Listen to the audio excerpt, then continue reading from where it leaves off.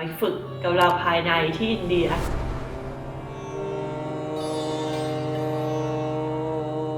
มีคนสมัคร 9,000 กว่าคน ฝึกวันละประมาณ 6 ชั่วโมงครึ่ง ทันทีที่เขาเดินเข้ามาพลังงานทั้งห้องมันเปลี่ยนเลยชีวิตเราไม่เหมือนเดิมอีกแล้ว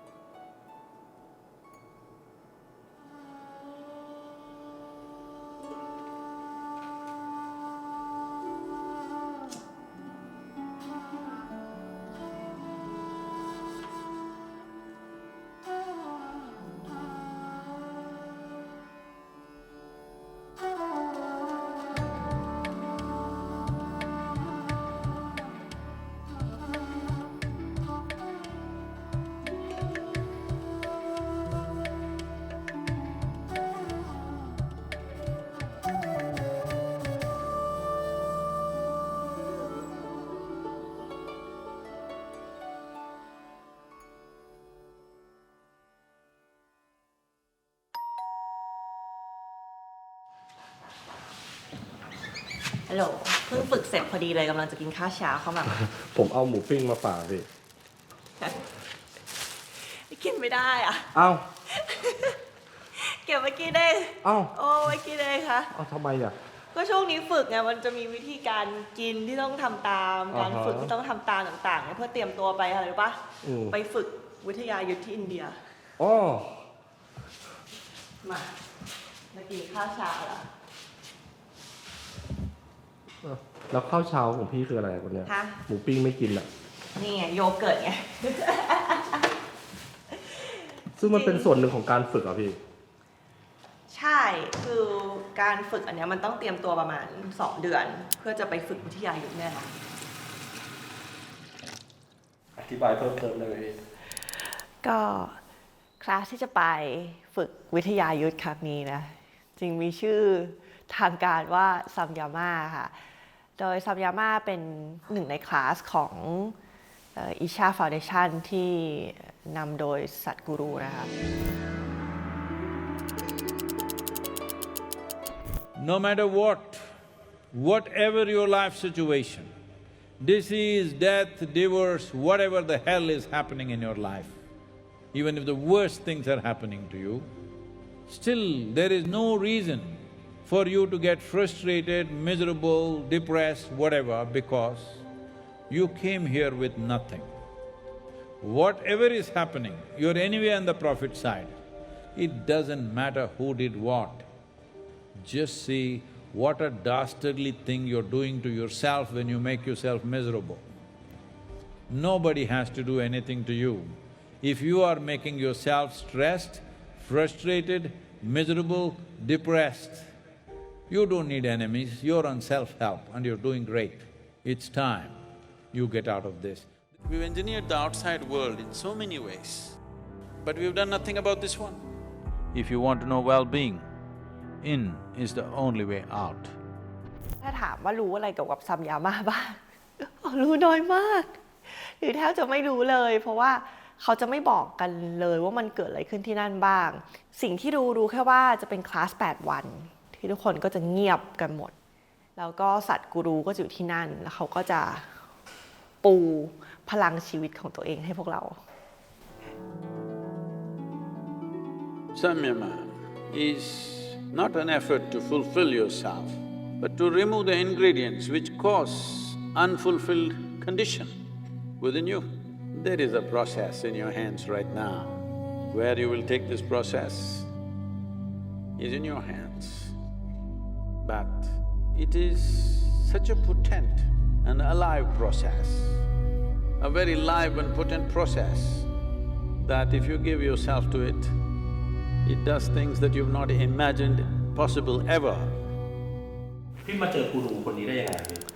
สายกูรูหรอ ใช่ ก็จริงมารู้จักตั้งแต่ประมาณเดือนเมษา เพราะว่ามีคนที่รู้จักคนหนึ่งเนี่ยนะก็เขาก็เป็นเมดิเทเตอร์ของอิชาฟาวเดชั่นนี่แหละเขาทำงานหลายอย่างมากเลยเป็นเจ้าของบริษัทเองแบบทำวอลันเทียแล้วก็ยังมีงานอื่นอีกเงี้ยแล้วมันดูแบบมีอะไรมากมายหลายอย่างในชีวิตมากแบบปัญหาอะไรอย่างเงี้ยแล้วเขาแบบสามารถเดินผ่านทุกอย่างได้แบบไม่มีอะไรภายนอกกระทบเขาได้เลยอะแล้วเราเขาทำได้ไงอะ ด้วยความอยากรู้นี่แหละก็เลยทำให้เราไปลองคลาส Inner Engineering แล้วพอลองเสร็จแล้วเราก็ฝึกตลอดไงรู้สึกว่าข้างในเรามันค่อยพัฒนาขึ้นนะไม่ได้บอกว่าโอ้โหออกมาปุ๊บแบบมีพลังเป็นซูเปอร์ไซย่ากลายเป็นพ่อรหัสอะไรเงี้ยก็เปล่าแต่ว่ามันก็ค่อยเกิดการเปลี่ยนแปลงข้างในก็เลยมองว่าอะไรที่มันเวิร์กก็ทำต่อ ในเวลา2 เดือนเนี้ยมันก็ต้องกินอาหารเรียกว่า 50% อย่างน้อยนะ 50% ต้องเป็น raw food ก็คือพวกของที่มันไม่ได้ผ่านการปรุงอ่ะเขาเรียกว่าเป็นสัตว์วิดฟู้ดห้ามกินเนื้อสัตว์นมชีสไม่ได้หอมใหญ่พริกกระเทียมไม่ได้ก็คือเป็นอาหารที่ให้พลังงานไม่ดูดพลังงานของเราอย่างเงี้ยค่ะอันนี้เป็นของที่เขาบอกว่าแนะนำให้กินเป็นหลักเลยก็คือถั่วลิสงดิบแช่น้ำประมาณ 6-7 ชั่วโมงแล้วก็นี้ให้ทานคืออะไร ถั่วเขียว ใช่ จริงเหรอ มันคือถั่วเขียวแช่น้ำประมาณค้างคืนนึงอะแล้วก็เทน้ำออกวันรุ่งขึ้นใช่ไหมแล้วมันก็จะโผล่มาเป็นอย่างเงี้ยงอกอย่างเงี้ย อ๋อเหมือนเกือบจะเป็นถั่วงอก ใช่คือ2 อันเนี้ยก็คือดีมากๆก็ต้องกินเยอะๆนอกจากกินโยเกิร์ตแล้วอะก็จะมีนมโอ๊ตผสม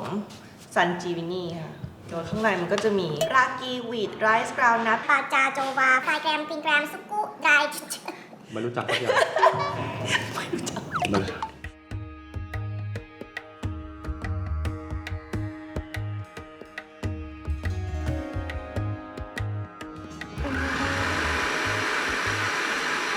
ซันจีวินี่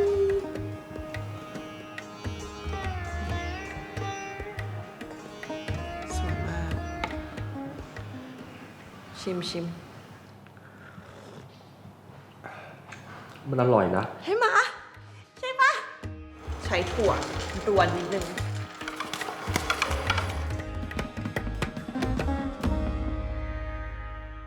อาหารเช้าจอมยุทธกับทุกคน เดี๋ยวไปนั่งกินกันปะ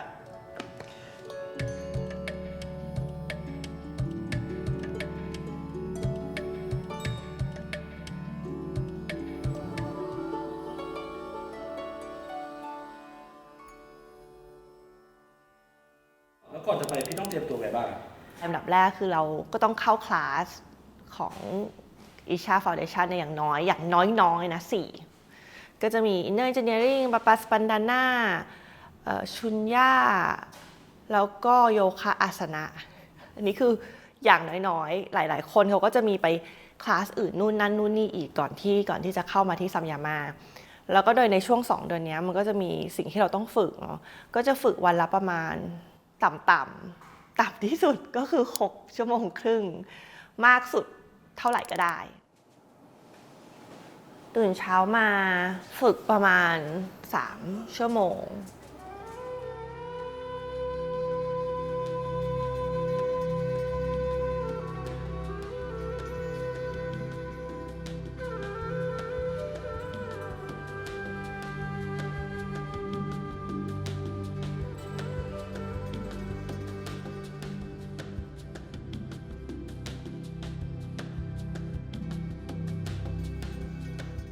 แล้วหลังจากนั้นก็ออกมากินข้าว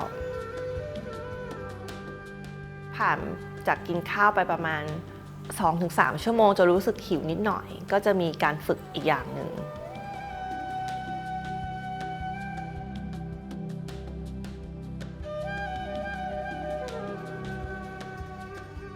แล้วหลังจากนั้นเนี่ยก็ต้องให้ครบ4 ชั่วโมงถึงจะเริ่มฝึกอีกรอบหนึ่งได้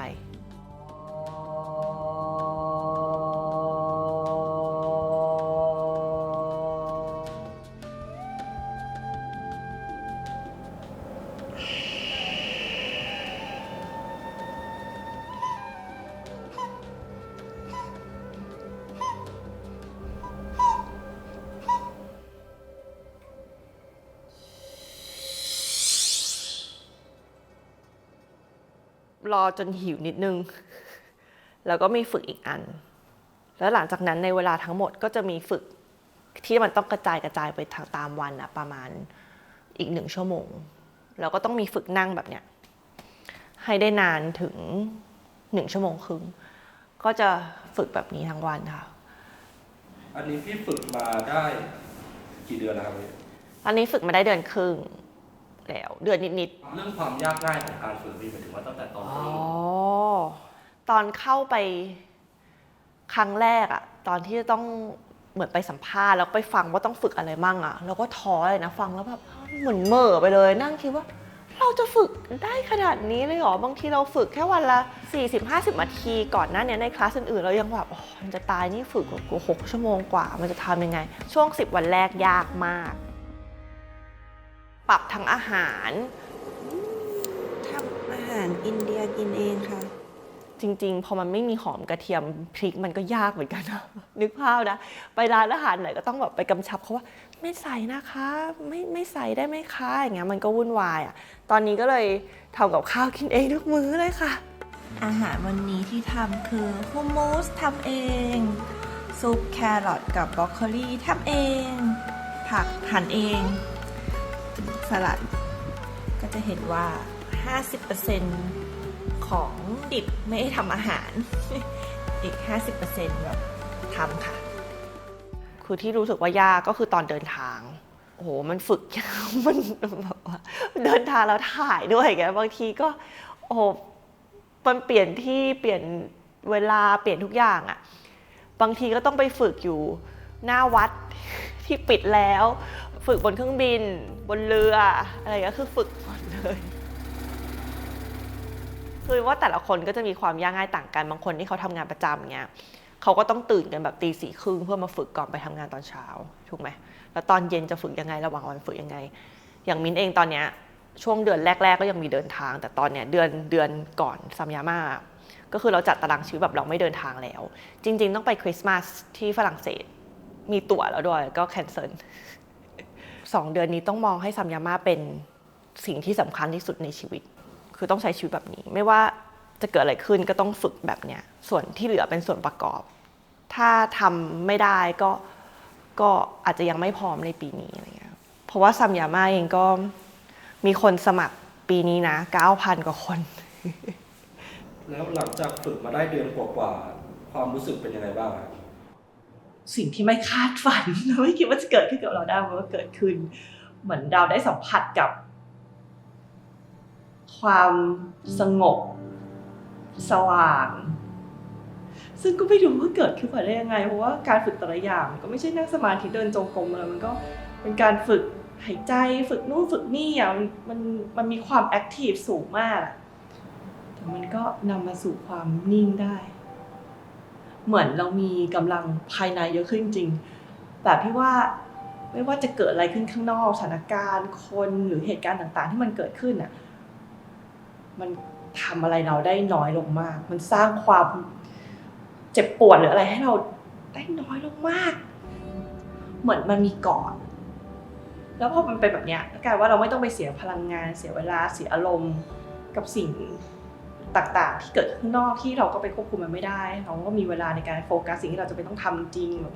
งานแล้วก็ทำปุ๊บตัดสินใจอะไรก็ปุ๊บ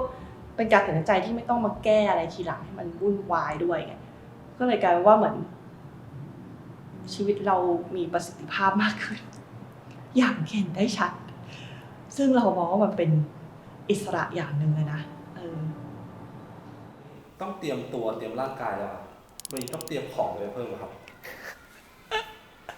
เยอะมากอันนี้เป็นกระเป๋าที่ยังเริ่มจัดนิดนึงแล้วแต่ว่ายังไม่เสร็จค่ะเป็นของที่จะต้องเอาไปมีกางเกงสีขาวต้องมีชุดทั้งหมด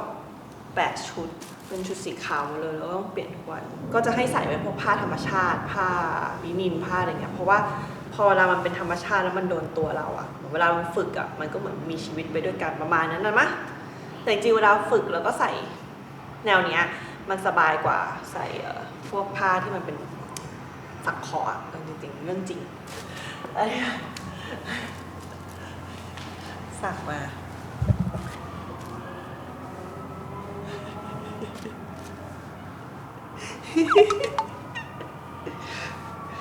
ดีมากนะอยู่ไทยสั่งง่ายมากเลยอันนี้มันแบบสำหรับผ้าห่มของแม่ชีอ่ะกับหมวกที่เขาซื้อให้แม่ชีอันนี้ก็สั่งมาเราต้องเตรียมของทุกอย่างไปให้พร้อมทั้งหมดเนาะก็จะมีทุกอย่างต้องเป็นสีขาวหมดทุกอย่างที่อยู่ในฮอลต้องเป็นสีขาวยาต้องพกไปพร้อมแบบเพื่อดูแลตัวเองอะเอาเป็นว่าเราไม่สามารถจะยกมือคุยกับใครขอความช่วยเหลืออะไรได้เลยเราต้องอยู่ในโซนนั้นด้วยตัวเองประมาณนี้อ่ะเดี๋ยวมินต้องไปฝึกต่อแหละเพราะว่ามินฝึกช่วง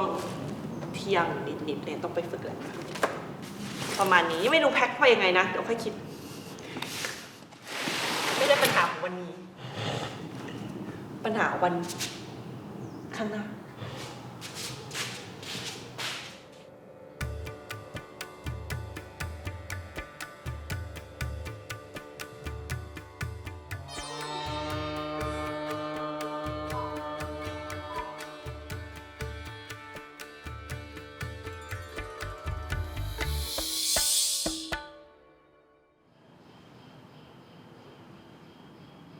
เห็นสิ่งหนึ่งชัดมากเลยพี่ที่มืออันนี้เป็นพร็อพใหม่หรือว่า อันไหน มีความเกี่ยวข้อง นี่แหวนปะ ใช่ จริงๆหลายคนถามว่าเพราะใส่นิ้วแต่งงานด้วยเห็นปะอันนี้ซื้อให้ตัวเอง อันนี้เป็นแหวนทองแดงเอาเท่าที่เข้าใจนะเวลาฝึกมันดีมันช่วย stabilize ร่างกายอะไรเงี้ยค่ะแล้วก็มีอันนี้ที่คนถามกันมาด้วยนี่มีอันนี้ด้วยอันนี้คือรุกลัชเป็นนักเดินทางเนี่ยคือต้องใส่เลยใส่มาตลอดเลยเพราะว่ามันจะช่วยเหมือนสร้างเป็นพลังงานของเราเอง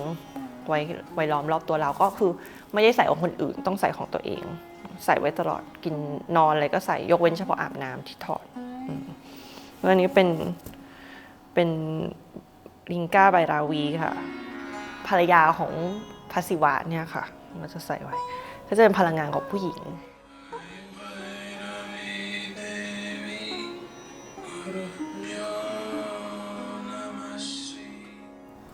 แล้วที่เห็นในห้องพี่ครับ อันนั้นเขาเรียกว่าเป็นเดวีกูดี้เป็นเดวีลิงก้าไบดาวีที่อยู่ในสี่เหลี่ยมๆเล็กๆอย่างเงี้ยก็สามารถพกพาไปไหนก็ได้เหมือนกันแล้วก็ตั้งที่ไหนก็ได้ในบ้านจริงก็จะมีหลายไซส์ให้พากลับมาบ้าน อย่างนี้มันเกี่ยวกับมูไหมพี่ มูคืออะไรอ่ะ มูเตลูแบบ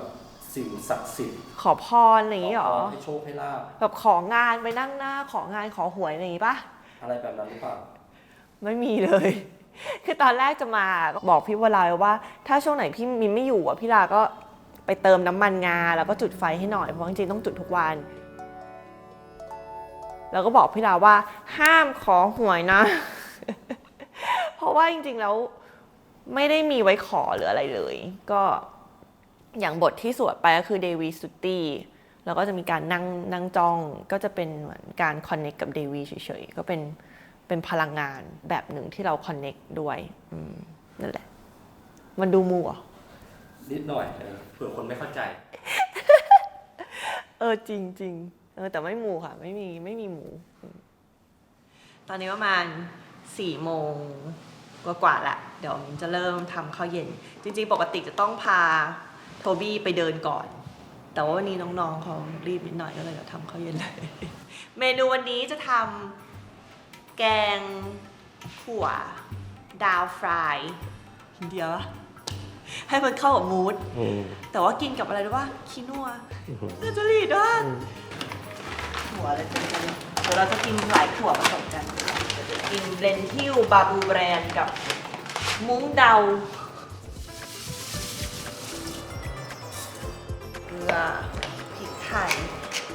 สโมกปาปริก้าค่ะผัดแป๊บนึง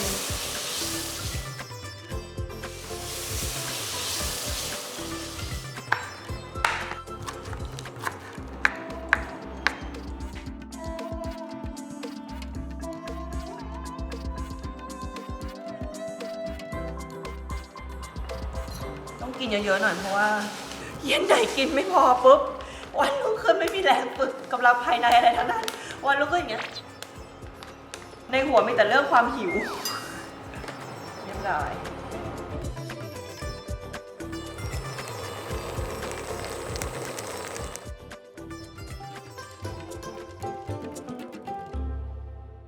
มาชิมดีกว่าว่าอร่อยไหม นี่ผักชีนึงแล้วก็บีบมะนาว กินแล้วนะ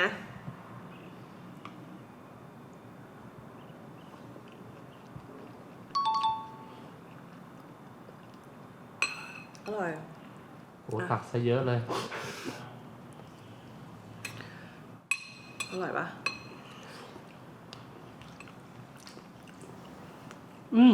อร่อย ใช่ไหมใช่ปะ ดี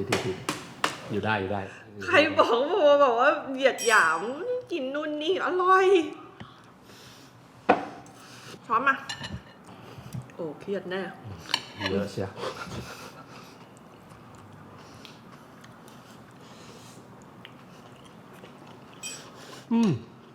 นึกว่าจะเขียวแบบ ไม่เขียวมันไม่เขียว คือเหมือนวันนี้ทำธีมสดชื่นเพราะอันเนี้ยมันเข้มๆแล้วใช่ไหมมันก็จะกินความสดชื่นไง ไม่เบา ทำอร่อยพูดอยู่ทำอร่อยใครพูด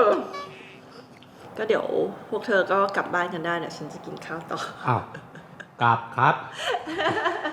ไม่ห้ามเหรอ ไม่ห้าม ต้องเล่าต่อว่า แล้ว next step มันจะเป็นยังไงต่อพี่ ก็เดี๋ยวฝึกต่อ ฝึกกำลังภายในต่อไปอีกประมาณไม่ถึง20 วันแล้วอะแล้วก็จะแพ็คกระเป๋าบินไปก่อนวันเริ่มประมาณ 2-3 วัน ไปที่เมืองโกอิมบาตอร์ที่อินเดีย แล้วหลังจากนั้นก็จะหายไป อยู่ที่นั่นมา8 วัน แล้วก็จะกลับออกมา ก็เดี๋ยวไว้จะอัปเดตวันก่อนบินแล้วก็ กลับมาถึงเป็นยังไงก็จะมาเล่าให้ฟังด้วยกันค่ะ ตื่นเต้นมากเลยตื่นเต้นมากตอนนี้ก็แค่ต้องทำให้ดีที่สุดแล้วก็เตรียมพร้อมให้ได้มากที่สุดที่จะทำได้ สู้ขัดใจไปกินข้าวแล้วไปหิว ขอให้โชคดีกับการไปฝึกกำลังภายในนะครับ บ๊ายบายเอาไปกลับรวดไป เขาไล่แล้วไป บ๊ายบาย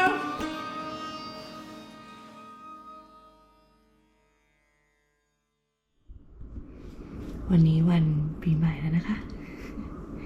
แต่ตื่นเช้ามาก็เหมือนเดิม ฝึกเหมือนเดิมค่ะ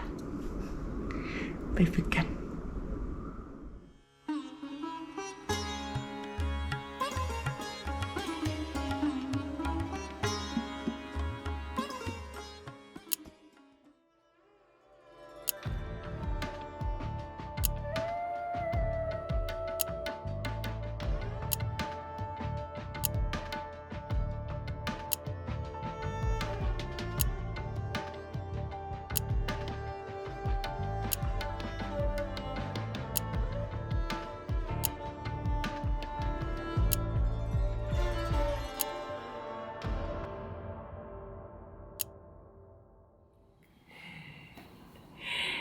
ถึงเวลาแล้วที่เป็นกำลังจะออกเดินทางไปฝึกกำลังภายในที่อินเดีย ถ้าถามว่ากายใจพร้อมแค่ไหนก็พร้อมเท่าที่จะพร้อมได้ค่ะ ก็ทำเต็มที่แล้วเราก็ตั้งใจว่าเมื่อไปถึงที่นู่นแล้วเนี่ยเราก็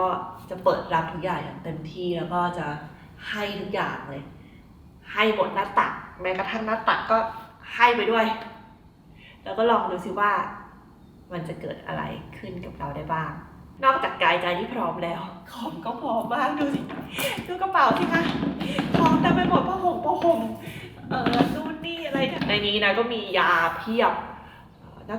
กากอะไรเพื่อพร้อมสำหรับการที่ไม่ต้องการความช่วยเหลือจากใครเลยอะตลอด8วันที่เราต้องเข้าเงียบแล้วก็ห้ามพูดห้ามสื่อสารกับใครนะคะช่วงนี้ก็เป็นช่วงหน้าหนาวของที่อินเดียแล้วก็คนเข้าร่วมเนี่ยหลายพันคนมันก็มีความเป็นไปได้ที่อาจจะมีหวัดระบาดบ้างอย่าง 2-3 เดือนที่ผ่านมามินไปปฏิบัติที่มาเลเซียตอนกลับมาถึงไทยก็ได้ไข้หวัดใหญ่สายพันธุ์ A กลับมาเป็นของที่ระลึกด้วยแต่ก็ไม่เป็นไรว่าถึงปุ๊บแล้วก็เข้าโรงพยาบาลเคลมประกันการเดินทางกับชับทราเวลบัดดี้ค่ะคือหลายคนอาจจะไม่รู้ว่าจริงๆแล้วประกันการเดินทางมันก็นอกจากจะเคลมเรื่องอุบัติเหตุอาการเจ็บป่วยต่างๆอะไรที่ต่างประเทศแล้วมันก็สามารถกลับมาเคลมหลังจากเราเดินทางกลับมาแล้วภายใน3 วันได้ด้วยนะประกันการเดินทางของชับอะค่ะเวลาอยู่ต่างประเทศเนาะเราไปโรงพยาบาลค่ารักษาพยาบาลเรียกรถพยาบาลต่างๆเนี่ยก็คุ้มครองสูงสุดถึง6 ล้านบาทเวลาเราต้องนอนโรงพยาบาลอะไรเงี้ยเขาก็มีค่าปลอบใจอะวันละ 4,000 บาทเลยนะคะแต่ถ้าใครอึดถึกทนรู้สึกว่าเวลาฉันเดินทางฉันห้ามป่วยห้ามตายเด็ดขาดฉันจะเที่ยวให้เต็มที่แบบหมิงแล้วก็กลับมาตายรังภายใน3 วันถ้าเรามีอาการป่วยขาแพลงอะไรต่างๆที่มันเกี่ยวกับการเดินทางเราก็สามารถรีบไปเข้าโรงพยาบาลแล้วเคลมได้เลยนะแล้วเขาก็จะดูแลต่อไปอีก21 วันค่ะคนชอบถามว่าแล้วเวลาทำประกันการเดินทางกับชับอย่างเงี้ยค่ะเราต้องจ่ายล่วงหน้าไหมจ่ายไปก่อนไหมคือนี้มันแล้วแต่เคสนะแต่ถ้าแบบมิงขี้เกียจอะเอาคลินิกใกล้ๆโรงพยาบาลใกล้ๆอะไรก็ได้ที่มันใกล้ๆอะเราก็ออกเงินไปก่อนแล้วก็เก็บเอกสารมาเคลมประกันทีหลังค่ะว่าจริงๆการมีประกันการเดินทางก็ถือว่าเป็นสิ่งที่มีสติที่สุดที่มินทำมาตลอดชีวิตนะคะ จริงๆก็แปลว่าพร้อมแล้วเดี๋ยวเราเตรียมไปฝึกกำลังภายในที่อินเดียกันเลยค่ะไปกัน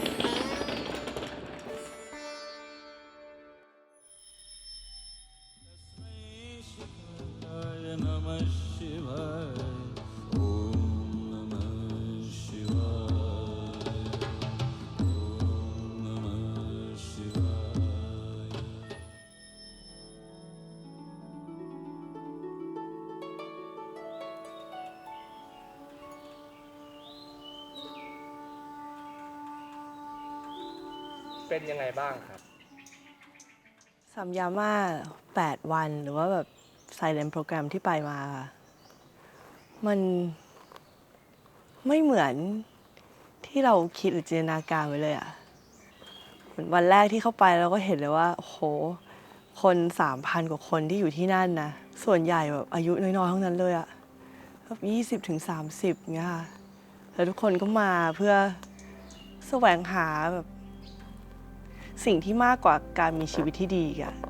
ว่าจริงๆแล้วชีวิตมันคืออะไรกันแน่แล้วมินว่าทุกคนที่อยู่ที่นั่นก็มุ่งไปทางเดียวกันนะจริงมีคำหนึ่งที่เขาพูดขึ้นมามันคือบอกว่า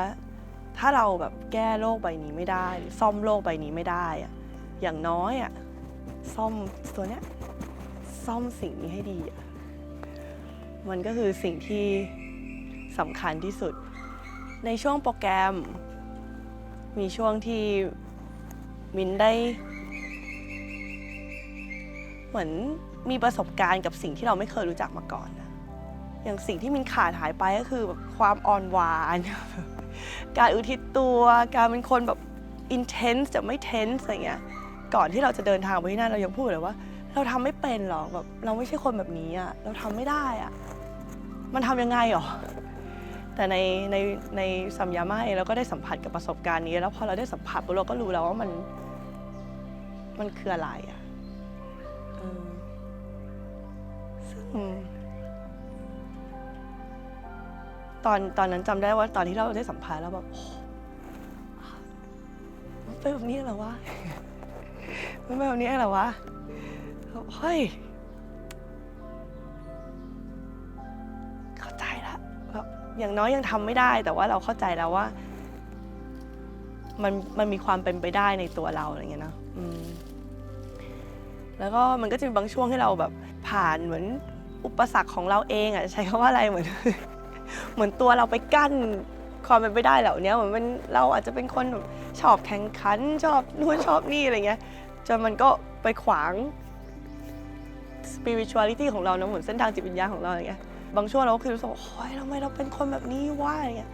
แต่กลายเป็นว่าเราได้รู้จักกับด้านที่เหมือนเราอาจจะพยายามหลีกเลี่ยงแล้วไม่เคยชอบมันมาก่อนอะแต่พอเราได้เผชิญหน้ากับมันแบบจริงๆเต็มๆเลยเราก็รู้ว่ามันมีอยู่นะแล้วเดี๋ยวเราก็ต้องทำหน้าที่ในการดึงมันออก เพื่อไม่ให้มันเติบโตขึ้นในตัวเรามากกว่านี้เนี่ยเขาบอกว่าซัมยาม่าเราจะได้สิ่งที่เราขาดหายไปแล้วเราได้รู้จักกับสิ่งที่ไม่ใช่ตัวเรา ซึ่งมันก็เป็นแบบนั้นจริงๆค่ะ แล้วเจอสิ่งที่ตามหาเลยพี่ ตอนวันเกิดใช่ไหมที่ผ่านมาเราก็ได้ขอไว้นะว่าปีนี้แบบศาสตร์กูรูเคยพูดไว้ว่าขอให้ความฝันไม่เป็นจริง ขอให้สิ่งที่เธอไม่เคยคิดไม่เคยฝันเกิดขึ้นกับเธอ My blessing to you is, may your dreams not be fulfilled. Let something that you could not dream of in your life happen to you. มันก็เกิดขึ้นจริง เราไม่เคยคิดไม่เคยฝันว่า มันจะมีวันที่เราสามารถแบบนั่งเฉยๆอะเรารู้สึกสบายแบบสบายจริงๆแล้วก็ไม่มีความกลัวอะไรอีกแล้วว่า วันนี้มันจะเกิดอะไรขึ้นพรุ่งนี้จะเกิดอะไรขึ้นอีก10 ปีจะเกิดอะไรขึ้นเพราะณวันนี้เรามองว่าไม่ว่าจะเกิดอะไรขึ้นในชีวิตหลังจากนี้เราสามารถรับมือกับมันได้ด้วยสิ่งที่เราฝึกแล้วก็ด้วยประสบการณ์ที่เราได้รับผ่านมาเหมือนจากคนหนึ่งที่แบบอยากหลับไปเลยอ่ะไม่อยากตื่นมาแล้วเคยเป็นกันไหมคะแบบอยากหลับไปเลยแล้วก็แบบชีวิตมันเต็มไปด้วยอะไรก็ไม่รู้แบบโอ้อะไรก็ไม่รู้ว่าแบบอยากหลับแล้วไม่ตื่นเลยอ่ะเนี่ยแต่วันนี้มันแบบว่ามันโอเคอ่ะชีวิตมันดีว่ะแบบมันไม่มีอะไรต้องกังวลเลยซึ่งมินว่ามันคืออิสระที่แท้จริงอะ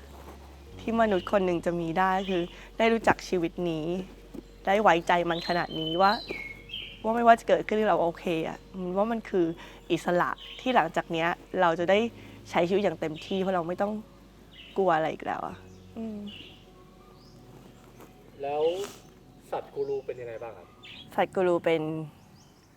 คนที่เรามองว่าไม่รู้ว่าอีกกี่ชาติจะได้เจอ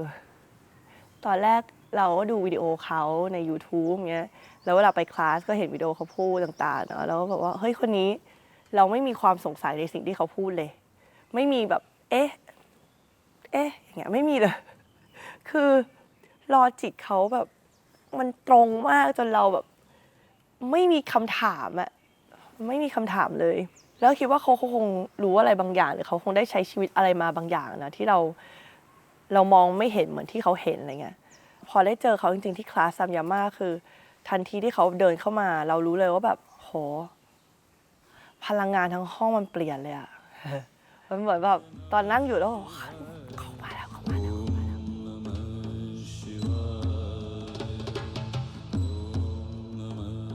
เราไม่สามารถอธิบายได้เลยอะสายกูรูเขามีไปพูดกับเด็กเนาะที่เด็กมหาลัยเนี่ยค่ะแล้วเด็กก็บอกว่าโอ๊ยถ้าเวลามันคือเงิน if time is money ศาสตร์กูรูก็ถือว่าใช้เงินจำนวนมากกับพวกเราเลยนะศาสตร์กูรูบอกว่าไม่ใช่เธอเข้าใจผิด time is not money time is life เพราะฉะนั้นการที่เขามาเข้าคลาสต่างๆกับพวกเรามาเหมือนทำไม่ว่าจะตัวเขาเองหรือเราเองอะการใช้เวลาของเราอะมันคือชีวิตจริงๆมันไม่ใช่ money มันไม่ใช่ productivity มันไม่ใช่อะไรเลยอะมันคือชีวิตอะ ทุกครั้งที่ศาสตร์กูรูเดินเข้ามามันก็จะว้าทุกคนก็จะว้าเราก็แบบอะไรวะเราอะโอ้โหน้ำตาแบบอย่างนี้แล้วว้ารู้สึกมากกว่าคำขอบคุณอีกเหมือนชีวิตเราไม่เหมือนเดิมอีกแล้วแล้วอยากบอกอะไรกับคนดูไหมอยากบอกคนดูว่าจริงๆเราก็มินว่าอย่างน้อยอ่ะเราได้เกิดมาในชีวิตนี้เนาะเราควรได้มีชีวิตอย่างไม่อยู่ในความทุกข์อ่ะอย่างน้อยๆนะและถ้าให้ได้มากกว่านั้นอีกก็คือเราสามารถรู้จักชีวิตนี้จริงๆอ่ะชีวิตที่ไม่ใช่แค่ร่างกายหรือความคิด ของเราอะแต่เป็นแบบชีวิตนี้จริงๆนั่นแหละแล้วมินเองก็จริงหวังนะว่า อยากให้คนได้รู้จักกับสิ่งนี้มากขึ้น ให้ความสำคัญกับความเป็นอยู่ดีของตัวเองกับ well-being ของเราเป็นลำดับหนึ่งก่อนสิ่งอื่นๆนะจริงแล้วก็ในปีนี้เองก็จะมีการจัดคลาส IE นะคะ ทวีหรือว่าแบบInner Engineering ที่ประเทศไทยนะช่วงเดือนพฤษภาคมนะคะก็เดี๋ยวไว้จะมาประกาศวันอีกทีนึงเขาก็รับจำนวนจำกัดแหละประมาณ100 คนเอง นะที่ไทยนะคะถือว่าเป็นก้าวแรกก่อนมาที่ซัมยาม่านะจริงก็มินเองก็จะไปวอลันเทียร์ที่นั่นด้วยนะเพราะว่าเราก็มองเห็นว่ามันเป็นสิ่งที่เราว่ามันดีกับทุกคนจริงๆนะประมาณนี้ค่ะกับซัมยาม่าฝึกกำลังภายในที่อินเดียแข็งแรงมากเลยตอนนี้